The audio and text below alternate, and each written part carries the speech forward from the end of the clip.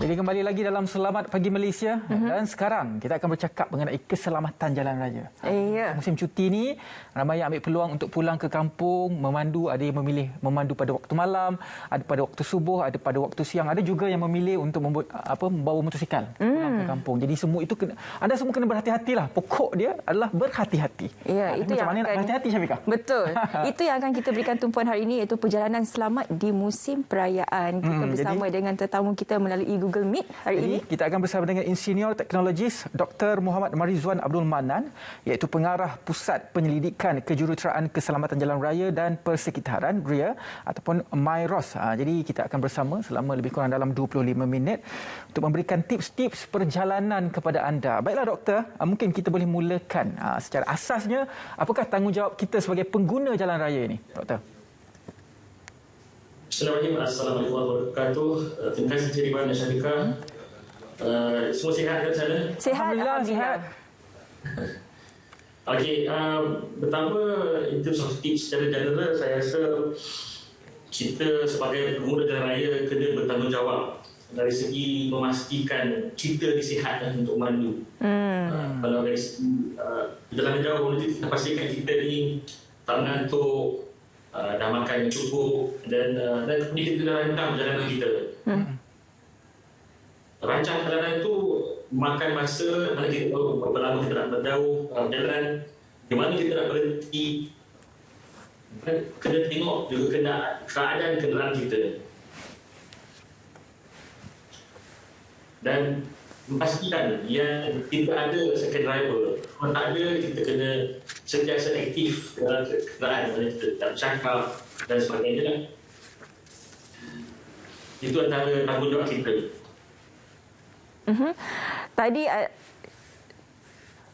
Tadi ada mengatakan mengenai kita kenalah cukup tidur sebelum kita nak memulakan sebarang perjalanan, dan kalau kita boleh lihat di antara kebanyakan kes-kes kemalangan jalan raya yang berlaku, antara puncanya ialah disebabkan oleh tertidur sekejap ataupun micro sleep ini. Ramai lagi di luar sana yang tidak memahami apakah sebenarnya micro sleep dan bagaimana sebenarnya micro sleep ini boleh berlaku. Micro sleep ni ataupun kita bercakap tidur sekejap ni, dia berlaku bila kita tidak cukup tidur malam tu. Antara tanda micro sleep tu adalah bila kita dah start tersengut-sengut, muak, tak berhenti.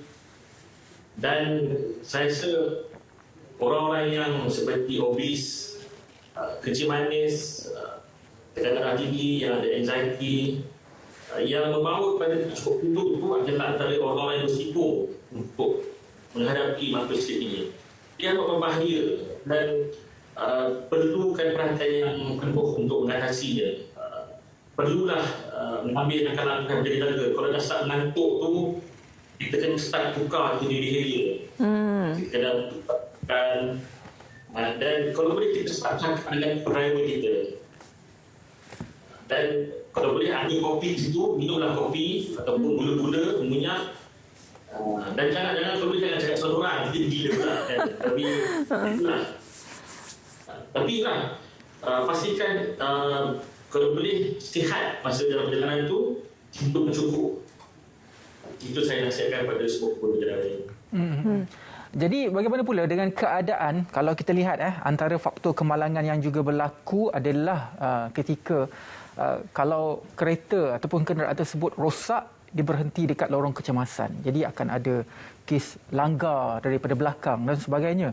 Jadi apakah tips kalau kereta kita rosak dan kita parking di lorong kecemasan ini? Apa yang perlu kita lakukan? Okey. Memang benda inilah satu isu yang amat penting lah kita praktikan. Bila kenderaan kita rosak, the first thing kita buat ialah jangan panik. Jangan panik, kita bawa kenderaan kita dengan selamat ke lorong kecemasan, parking dengan betul, kemudian pemandu keluar dulu, pasang pun keselamatan atau segitiga keselamatan tu sejauh belakang kereta dalam 30 atau 50 km, 50 meter, dan kemudian pastikan semua penumpang dalam kereta keluar secepat mungkin. Anak isteri keluar jauh daripada jalan, duduk di belakang garis atau bahan jalan secepat mungkin. Bawa benda harga kalau boleh, jangan bawa keluar lagi semua. Keluar semua, ambil barang penting, duduk luar jalan. Kemudian pasang hazard light kereta semua dan driver tu jalan ataupun guna telefon highway operator. Kalau tak dapat line, pergi ke telefon kecemasan yang berdekatan. Telefon. Jangan call saudara mara. Jangan call tu start sendiri, jangan. Sebab kita bayar highway dan highway bertanggungjawab untuk menolong kita. Okey? Dan itu yang penting. Jangan duduk di jalan bertinggi situ, amat berbahaya. Doktor macam cakap tadi, janganlah sembang sorang-sorang, nanti orang ingat tak betul pula. Tapi ada juga yang suka kalau memandu ni beramai-ramai atau berkonvoi ni. Sampai 10-20 biji kereta lah ni berjalan sama-sama. Tapi dari segi keselamatannya, mungkin ianya juga boleh mengganggu pemandu dan juga pembawa kereta yang lain. Dari segi etika, dari segi undang-undang, terutama kalau konvoi ini ada marshal pula. Bagaimana sebenarnya, Doktor? Saya rasa bagi yang berkonvoi ni, saya nak nasihatkan agar kita rancang perjalanan.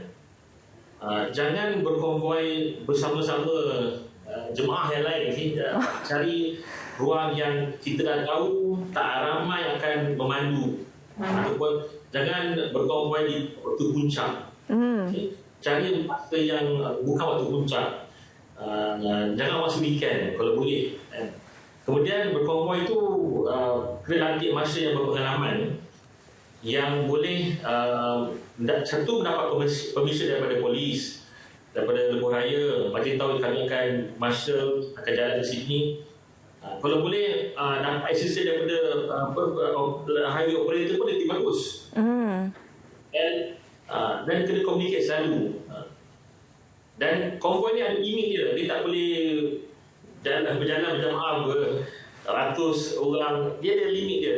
Betul. Mungkin boleh pecahkan bulan, jangan beramai-ramai, dia akan mengganggu, dan bawalah tepi kalau boleh. Okey.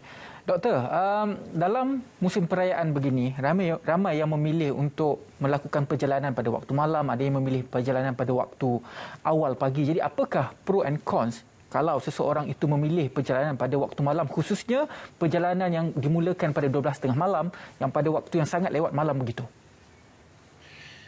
Perjalanan dalam waktu malam ni, Ridwan dengan Syafiqah pernah buat tak? Pernah. Pernah kan? Pernah. Okay, saya nasihatkan siapa yang selalu buat, dia dah biasa. Dia berbahaya jika orang yang jarang buat. Dia tak pernah buat ataupun dia nak cuba sekali, bahaya. Kedua, kalau betul-betul nak buat, pastikan dia cukup tidur pada waktu siang ni. Dia tak boleh siang tidur 4 jam ataupun dia kena siang tu pasti dia sihat. Tidur yang cukup 8 jam atau 7 jam, dan malam tu dia start gerak. Itu pun kena pastikan kenderaan dalam baik, dia tu sihat kan. Dan dia dah kena rancang perjalanan dia, tengok waktu ni macam mana, dan boleh teruskan perjalanan lah. Dan jangan buat laju lah kalau boleh.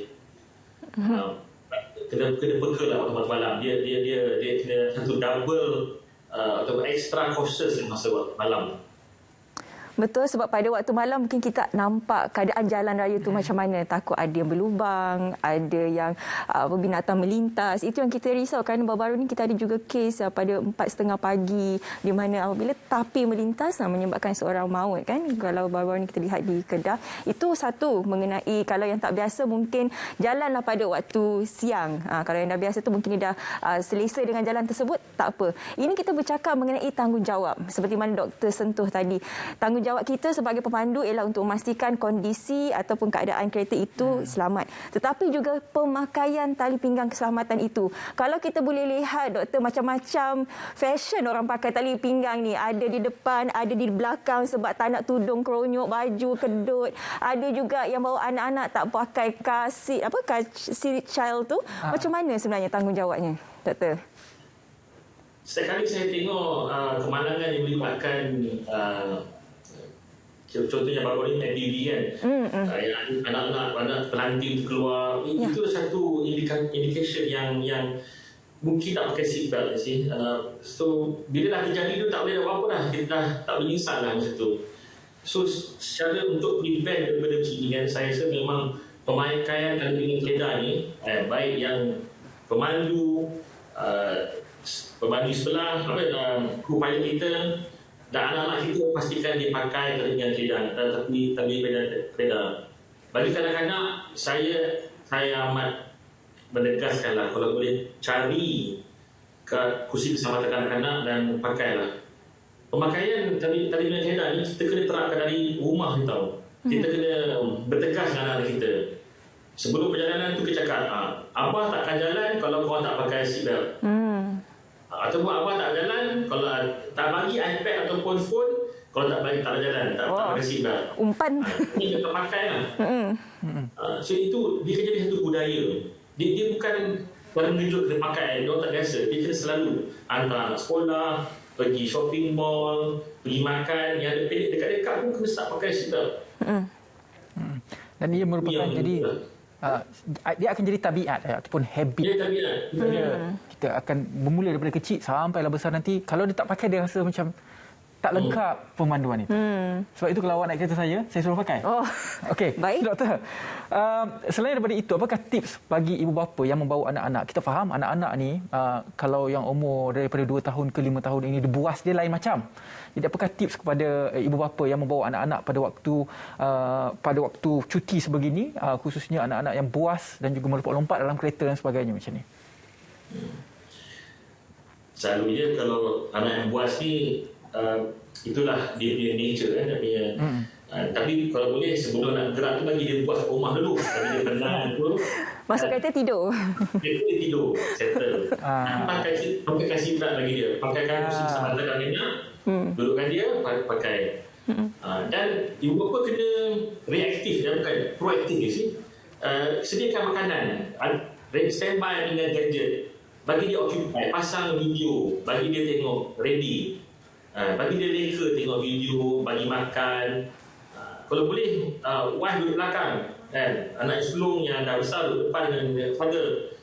Wife duduk belakang, standby. Dia pakai seatbelt. Kalau anak jaga, bagi makan, bagi gadget, bagi dia occupy. InsyaAllah boleh kan? Itu kalau kita bercakap mengenai kanak-kanak, kita boleh kawal lagi dengan tips-tips yang diberikan oleh doktor tadi. Bagi dia makan, buat siap-siap dekat rumah, masuk kereta tidur. Tapi sekarang doktor, ada satu trend pula di mana bila balik kampung, bawa sekali dengan haiwan peliharaan. Bawa balik kucing sekali, balik ke rumah kan, bawa balik anjing. Tahun baru Cina ni risau letak kat rumah sendiri-sendiri kan. Dari segi keselamatannya, sebab binatang ni kita tak tahu, mungkin kadang-kadang kita tengok dia diam sekali, kalau dia mencakar datang ke depan terkejut macam mana. Dari segi undang-undangnya pula bagaimana? Adakah boleh sebenarnya kita membawa haiwan peliharaan ini masuk ke dalam kenderaan untuk perjalanan yang jauh? Dari segi undang saya rasa tak ada masalah. Tapi mungkin saya kena rujuk balik. Selagi dia tak mengacau pemanduan, tak kacau driver, dia tak pergi ke dashboard, dia pergi kacau steering, tak payah. Jadi dia jaga. Kalau boleh letakkan dalam sangkar lah. Sangkar, dan macam kanak-kanak yang biasa juga kita occupy dia, bagi makan. Dan satu, kena rancang pemanduan. Make sure jangan caught in the traffic jam. Cari jalan masa yang jalan masa ni tak jam, boleh drive. Dan haiwan peliharaan itu mungkin akan selesa, jadi kita jalan tak berhenti. Okey doktor, sekarang kita beralih pula perbincangan kita kepada penunggang motosikal. Okay, ramai juga yang memilih untuk balik ke kampung berkonvoi menggunakan motosikal. Ada yang bergerak secara individu. Dari segi tanggungjawab penunggang motosikal ini pula bagaimana di lebuh raya khususnya, doktor? Saya nak nasihatkanlah, menunggang motosikal secara long distance ni adalah opsi terakhir. Kalau tiket bas dah habis, tiket kereta api dah habis, tiket kapal terbang dah habis, tak ada option lain lah, tak ada duit, barulah memilih motor. Motor tu pun tengoklah kemampuan. Kalau motor tu yang bertaki kecil, kena rancang perjalanan. Kat mana nak berhenti ambil minyak. Dan kena tengok kondisi motosikal tu macam mana. Kondisi penunggang motosikal tu macam mana. Bonceng macam mana. Luggage yang nak bawa besar ke kecil ke kalau boleh. Bawa yang kecil, jangan besar sangat. Dan bawalah motosikal di sebelah kiri jalan. Bukan di luar kecepatan, di kiri jalan. Dan bawalah ikut speed limit atau hak laju jalan. Jadi ini penting. Saya rasa mandu motosikal ni is the last option lah untuk long distance riding. Ada kalau betul-betul motosikal tu boleh berjalan jauh dan bersisi besar, alhamdulillah mungkin boleh. Tapi again, saya rasa memandu motosikal adalah pilihan terakhir dan tiada lagi option lain. Doktor, daripada tadi kita bercakap mengenai tanggungjawab dan juga sikap sebagai seorang pemandu. Tetapi kalau tak ada lesen memandu pun tak jadi juga. Jadi akhirnya dia berbalik kepada integriti institusi memandu itu. Bagaimana kadang-kadang sekarang ini kita boleh lihat institusi pemandu ini ada yang meluluskan sewenang-wenangnya hanya kerana duit. Tak layak pun jadi layak. Bagaimana doktor melihat situasi ini? Dia kena isu mandu ni kena dipantau dan saya rasa pihak kuasa seperti JPJ adalah penguasa yang sesuai untuk pantau satu isu mandu dan perlu diingatkan integriti ni bukan saja di isu mandu saja. Integriti ni patut terangkan mandu itu sendiri dan also sahabat handai, keluarga kena ada integriti juga, pastikan yang kita dapat lesen tu secara sah dan tak boleh lulus dengan sendiri ataupun lulus dengan senang lah. Integriti tu kena menyeluruh, bukan saja isu mandu sendiri yang menjaga isu mandu sendiri juga mesti ada integriti yang sustainable, yang mampat atau lestari untuk sesuatu ekosistem pemanduan di Malaysia ini jadi lebih selamat. Jadi doktor, menurut pandangan doktor, kalau kita tengok statistik kes kemalangan yang berlaku di Malaysia, adakah kurikulum pemanduan kita ini cukup untuk memberi pengajaran dan juga ilmu kepada pemandu untuk memandu secara berhemah di lebuh raya? Dan kita lihat kes-kes kemalangan masih lagi berlaku sehingga sekarang. Sebelum saya jawab tu, saya nak mohon maaf pada kawan-kawan di luar sana yang saya kenal dalam isu mandu dan also di Jabatan Kejaran. Saya rasa tidak mencukupi. Perlu pembaharuan, perlu satu ajakan paradigma yang lebih tinggi daripada apa yang kita berlaku sekarang.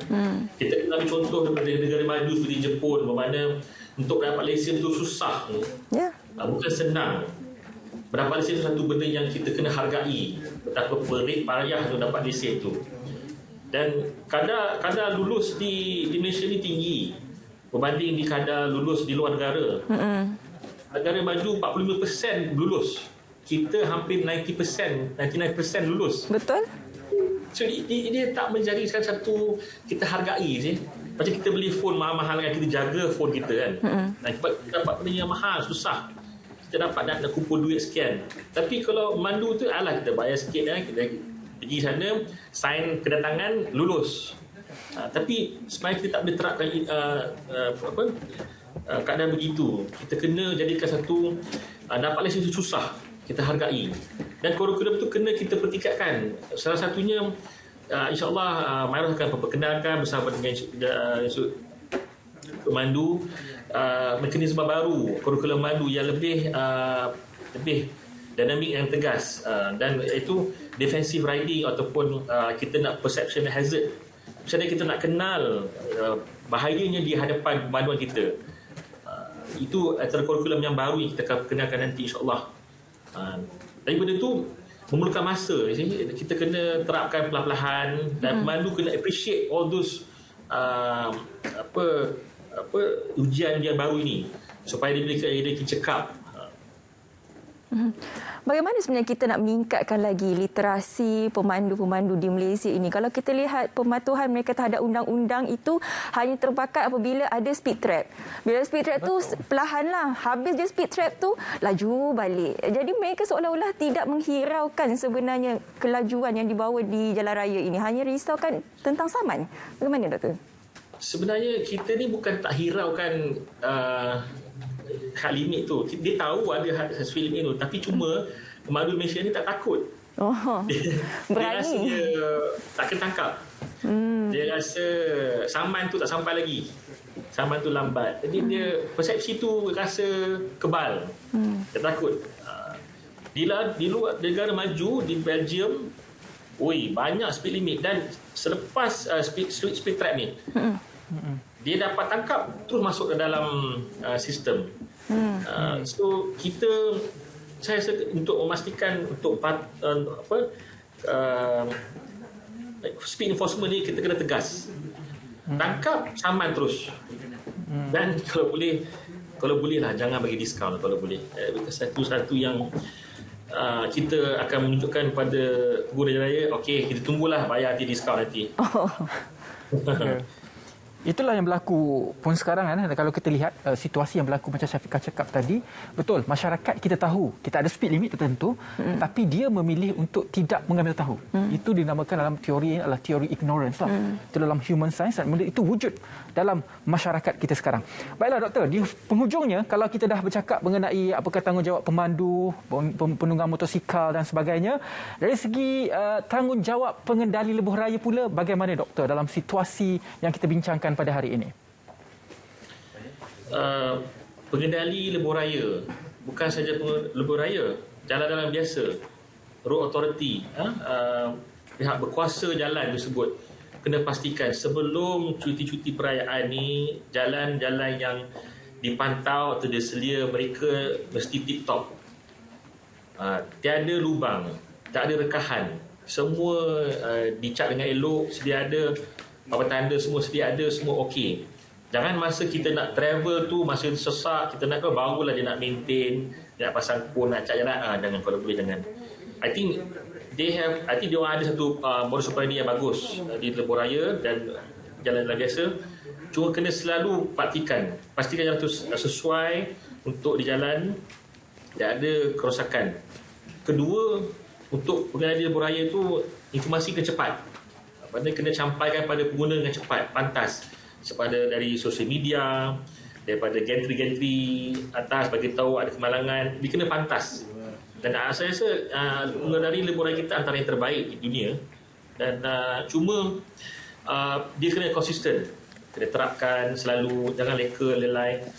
Dan saya rasa pengguna jalan raya lagi appreciate kalau informasi perjalanan, waktu bila mereka keluar, di mana, dan kena diberitahu awal. Saya rasa pengguna jalan raya akan lagi senang ini. Saya rasa itu yang saya rasa buat. Baik Doktor, dalam kesempatan masa yang kita ada ni, mungkin sedikit nasihat kepada penonton Selamat Pagi Malaysia, khususnya kepada keluarga Malaysia yang akan menyambut Tahun Baru Cina esok, yang telah pun memulakan perjalanan, yang akan balik semula ke Kuala Lumpur ataupun ibu kota. Sedikit nasihat untuk mereka, dan mungkin Doktor ada ucapan sempena Tahun Baru Cina. Silakan Doktor. Saya rasa perjalanan tu bukan setakat di highway saja ya. Sampai di destinasi, sampai kampung, kena pastikan mesti pakai seat belt, kursi keselamatan kena diguna pakai, dan yang paling penting lah, saya rasa di Malaysia ni pengguna jalan raya dia orang macam kurang bagi signal. Guna signal, kena pakai lah, kena guna, sebab itu satu tanda komunikasi kita dengan pengguna jalan raya lain. Macam kita kalau tak pakai signal tu, macam kita bisu dengan orang lain, pekak dengan orang lain. Kalau kita lah. Dan saya punya amalan selalulah untuk tips-tips untuk perjalanan. Kita sebagai orang Islam, sebelum perjalanan kita berdoa, dan kita selalulah kalau boleh berzikirlah dalam perjalanan itu. InsyaAllah Allah akan bantu kita dalam perjalanan, memudahkan perjalanan kita. Dan sebelum saya akhir, saya nak kongsi Fat Syai kepada semua rakan-rakan saya Cina. dan selamat bercuti pada kawan-kawan yang lain yang beragama Islam atau bukan beragama Cina. Rancanglah perjalanan, jadikanlah satu habit untuk memandu yang berhemah, pandu ikut speed limit, dan yang penting kita pandu untuk kita, keluarga kita, dan kita kena pastikan keluarga kita selamat di destinasi, dan jangan ambil satu sikap yang kita pentingkan diri sendiri. Itu nasihat saya. Baiklah, terima kasih banyak-banyak doktor. Banyak pesanan daripada doktor dan juga nasihat daripada doktor, pandangan daripada doktor. Tajam, tapi itulah hakikat yang kita perlu terima selaku pemandu di Malaysia. Terima kasih banyak-banyak kepada Insinyur Teknologis Dr. Muhammad Marizwan Abdul Manan, Pengarah Pusat Penyelidikan Kejuruteraan Keselamatan Jalan Raya dan Persekitaran RIA, Myros bersama dengan kita dalam bercakap mengenai perjalanan selamat di musim perayaan. Jadi perjalanan selamat ini